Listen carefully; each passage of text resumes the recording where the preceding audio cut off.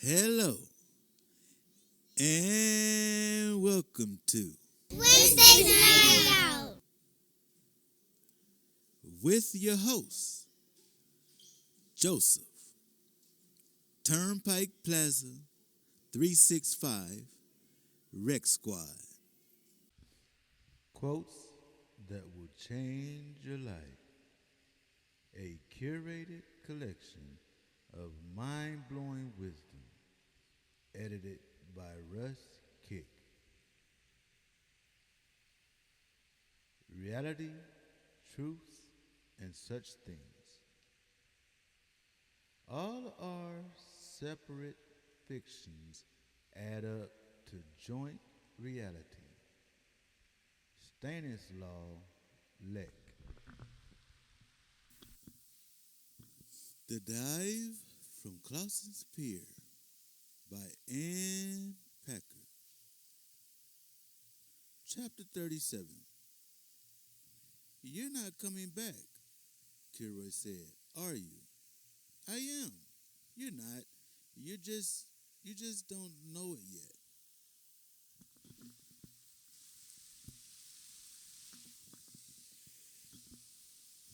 We were on the phone again. The day after my van lessons, I was in my mother's kitchen, looking through the window at the edge of Rooster and Jones' deck, where there was a row of clay pots planted with irises, tight sheaves of green spears. My mother had gone to have lunch with a friend. Kilroy coughed, and I turned from the window. I wanted to go back, but not yet. I wanted to be with him, but I wanted to be friends with Mike, to be there for him. If Kilroy were with me, I knew there'd be no question. He'd look at me and his face would say he knew me, and that would be that. He'd reached out a hand, veins raised and snaky, and that would be that. Kilroy. Of course, I was going back. Okay then, he said, I want a date. Something heavy tumbled through me. Silence fell along the line. Sorry? He said. No, I am. He laughed sharply. What? That's your great Dodge, isn't it? He elevated his voice to mimic me. I'm sorry. My heart thudded, reminding me of something. The sound of my own footfalls as I walked down a quiet Madison street in my New York boots. Thud, thud, thud. Sorry. True. Just say, I said. I twisted the phone cord around my finger, then slid it off. I mean, I'm not saying this, but what if I did want to stay here? There are temp agencies here. You could come here. No, I couldn't. Why not? Because I live in New York, he said in a tight, controlled voice.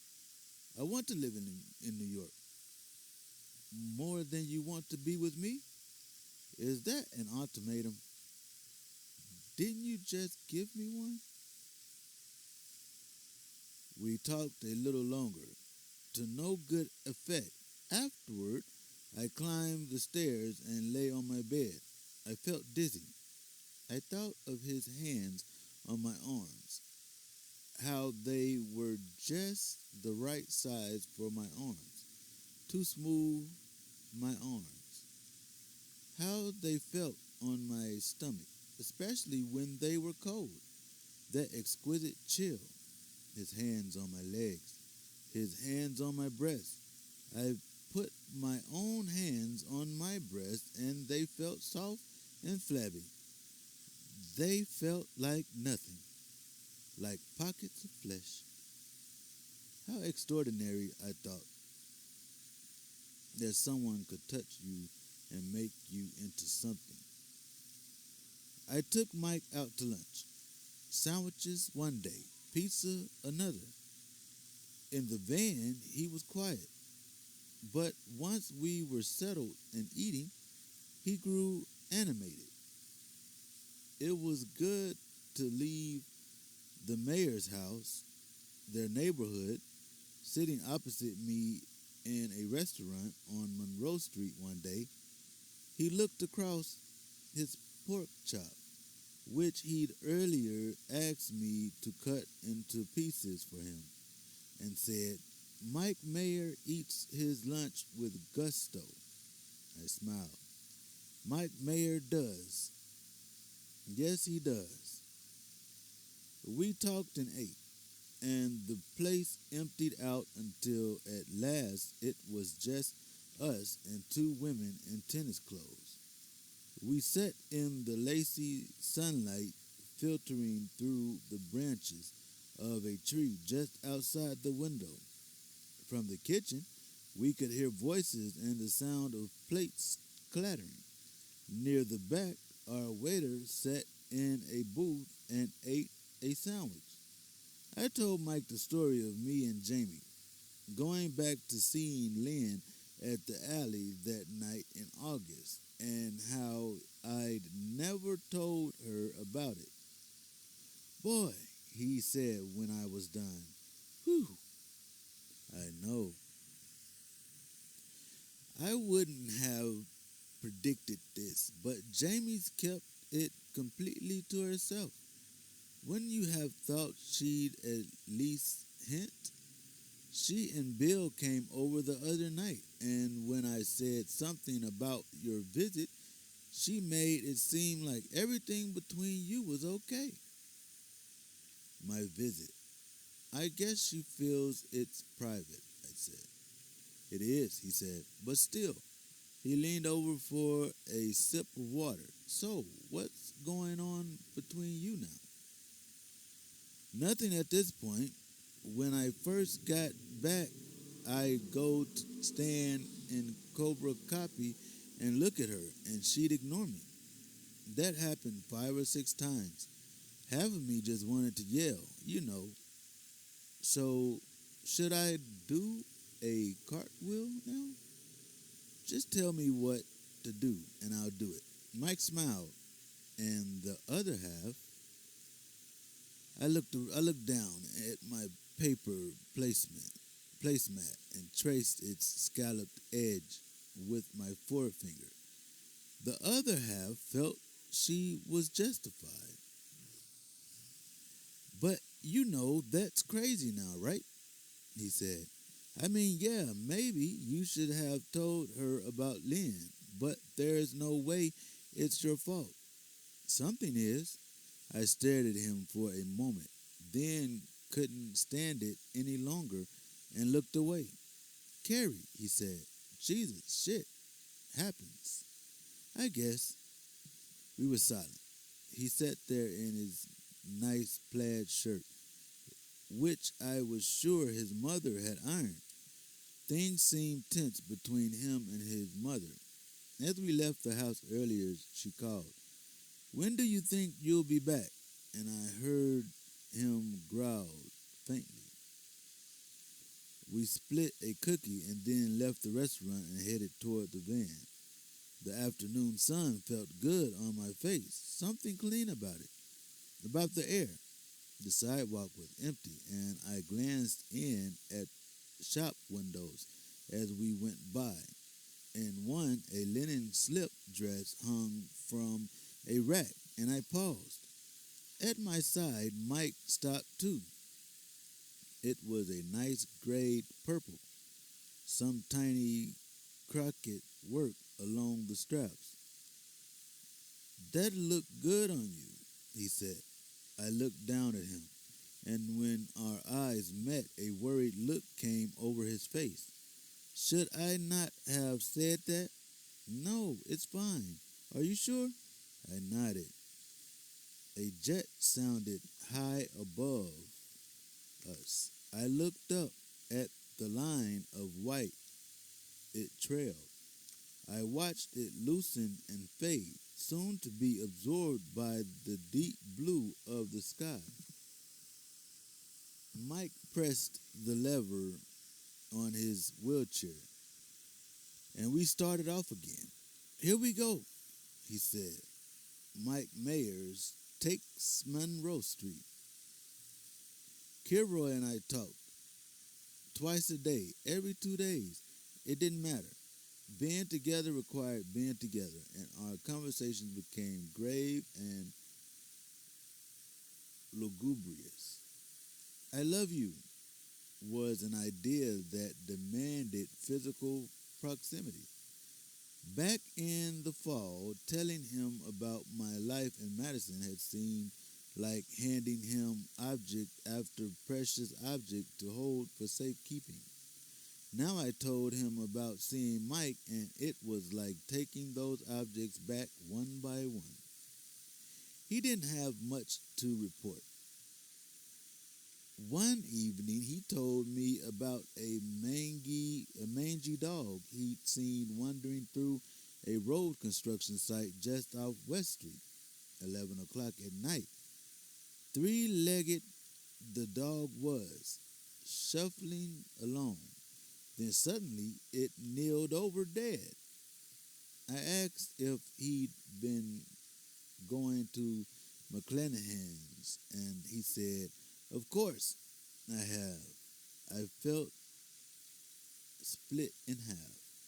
When I was with Mike, I thought of Kilroy. When I was on the phone with Kilroy, I thought of Mike. His hard time was late afternoon. He was tired by then and his neck hurt, and he had to spend time in bed, lying on his side to avoid pressure sores from being in the wheelchair for too long.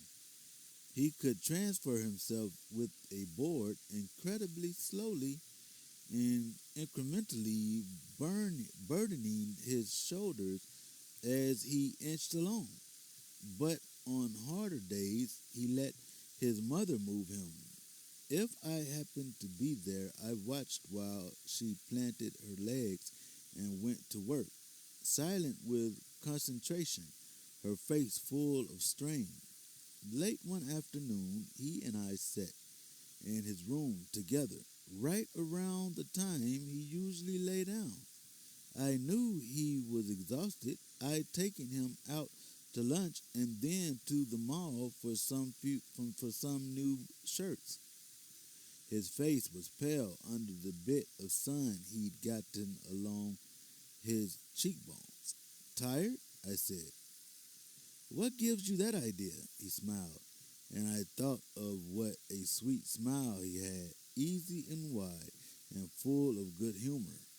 At lunch earlier, he'd been full of smiles, telling me a long story about a joke he and Harvey had played on one of the orderlies, a guy who had somehow earned the nickname of Bags. Can I transfer you?" I said. I'd been meaning to ask, though I hadn't decided on today. "I think I know how." "It's not about thinking," he said. "Believe me." "What isn't?" I turned, and there was Mrs. Mayer looking in on us. She did that a lot, poked her head in to ask if he needed anything, stopped in to remind him to have a drink of water. It was like the old days when she'd invent excuses to make sure we weren't having sex. Transferring me, Mike said Carrie offered to do it. "She can't possibly," Mrs. Mayer explained. "That's out of the question." She faced me with her mouth pressed into a thin line. "It's quite complicated. If you lose him for a second, she wouldn't lose me, he said, rolling his eyes. Obviously, she'd be careful. People have to be trained, she said. It's a question of training. Then train her, he snapped. Or better yet, why don't you both just get out of here and I'll do it myself? Miss Meyer collapsed her hands and brought them to her chest. She held them together in front of her flowered blouse, as if she were cupping a teeny wounded animal. "Oh, Mike," she said. "Oh, sweetheart." Her eyes were wide, and I thought she would cry. I couldn't look at him, but I felt him off to my side, sitting in his chair, rage masked in his useless body. Then it was over. Mrs. Mayer came into the room and said, "All right, let's train her. Carrie, this is the best workout you'll see." It was harder than it looked. It took more strength than I would have guessed I had. I couldn't fathom how she did it. I stood in front of the wheelchair and wiggled my hands under his arms and around his back, where I locked them together, bent close. I felt his ear against my face, smelled his soap and shaving cream and the musky, intimate scent of his body. I pulled him up, bit by straining bit, until we were both more or less upright.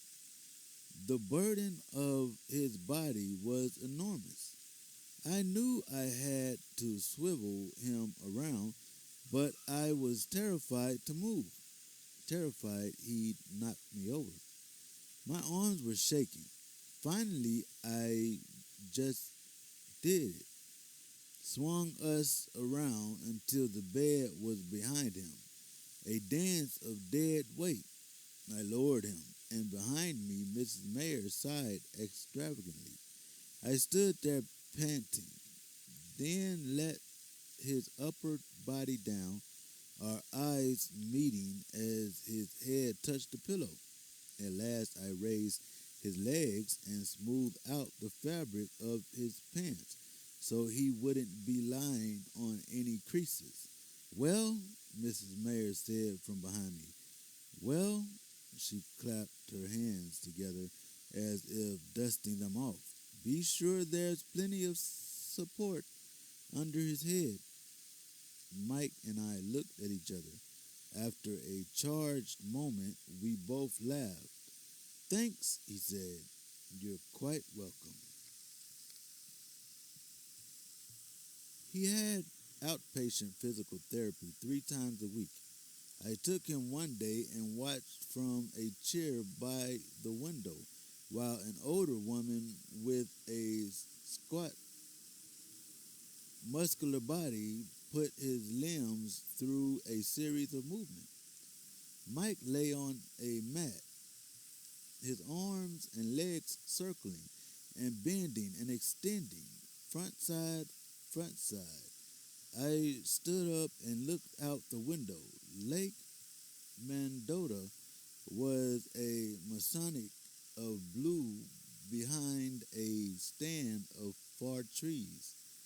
I hadn't really seen the lake since I'd been back. Not up close, not standing still. Now seeing bits of it from far away, I longed to be near enough to feel the wind, to see the way the sky broke up and the surface of the water rippled and blew black. Out of my view, but nearby, was Picnic Point, and I thought of the long walk out, how you felt the lake near you as you went, the water lapping just beyond the trees.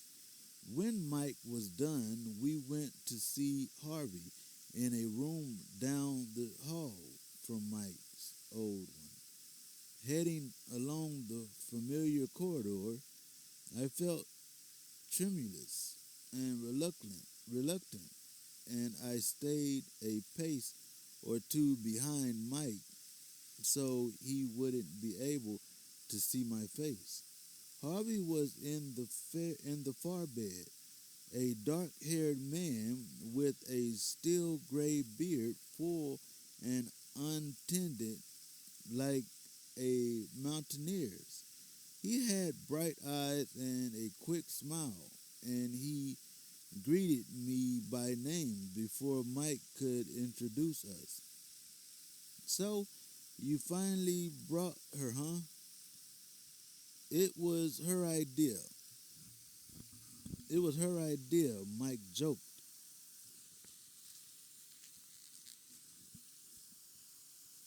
I didn't care if you guys ever met. I sat on a vinyl padded chair against the wall and listened to them talk. Occasionally, I stole glances at the man in the other bed and a thick tube attached to his throat. I wore a halo. Couldn't have turned to look at me if he'd wanted to. A woman about my mother's age came in.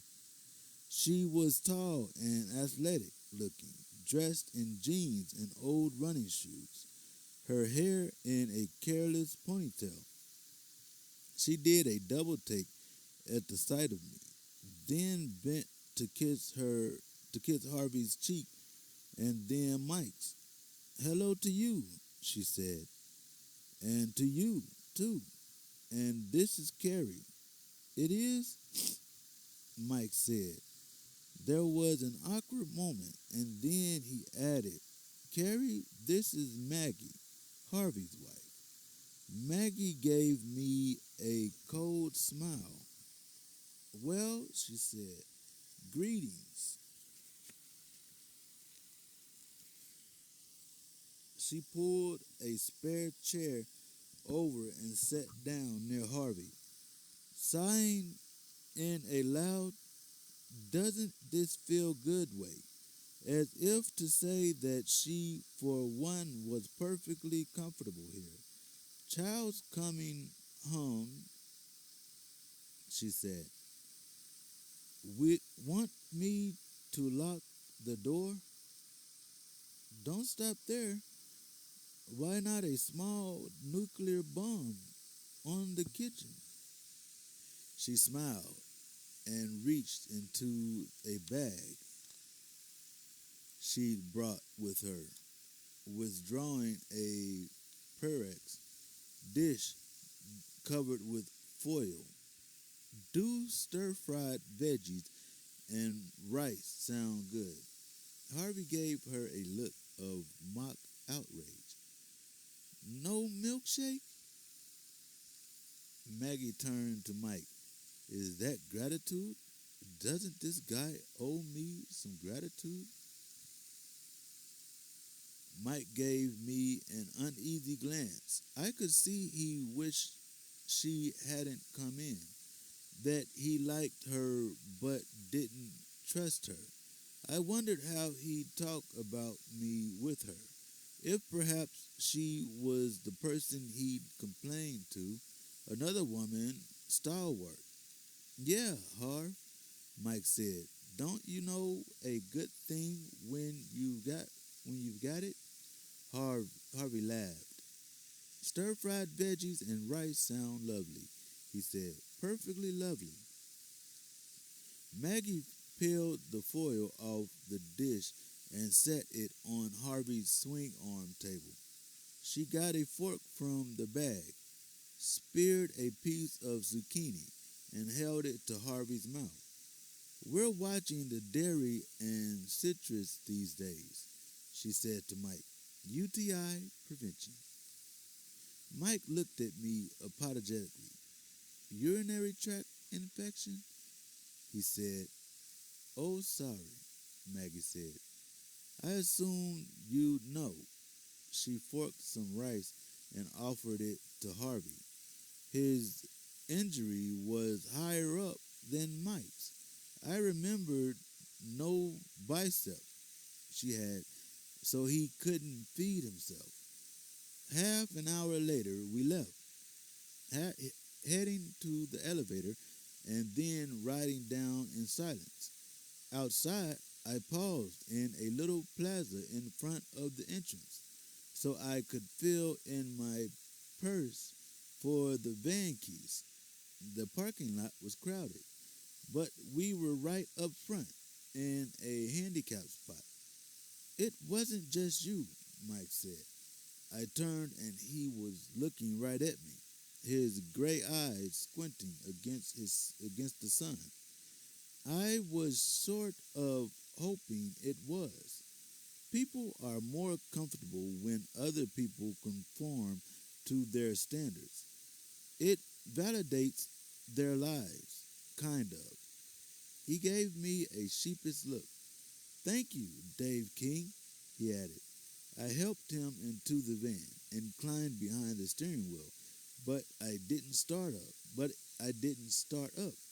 I was thinking that I'd like to pinch a handful of Maggie's nose between my fingers and twist hard. That I'd like to tell Miss Mayer to get over herself. Here I am. I wanted to say, here I am. I'm here now. Okay? Outside, the van was a sea of cars. Then a university, a lake, a city, a flat street of land that was fertile and endless. What if I never walked across 14th Street again, with its bodega smells and crowds of men to step around? What if I never woke to the sound of half a dozen sirens again screaming down 7th Avenue? What if I never wandered through Soho again? Imagining this skirt, that jacket, those shoes right onto me, transforming me into someone unimaginable. What if I never saw Kilroy again? I turned and looked at Mike. He stared vacantly out the window, tired from physical therapy, from the exhaustion of wondering what was going on with me. When I was going back, inside his polo shirt, his shoulders were knobby and angular.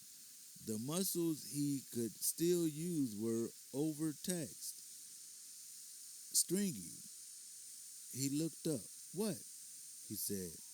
"What are you thinking?" "That nothing I do will be enough now." My face flamed, and I looked away. A row of birds sat on the arm of a streetlight, uneven black bumps like buttons along the shoulder of a dress. "It won't be," he said. I turned to see what he looked like, pissed off or fed up or what, but his expression was bland. Bland as cream, bland as milk, bland as Wisconsin. The Dive from Clausen's Pier by M. Packer. Turnpike Plaza, 365, Rec Squad.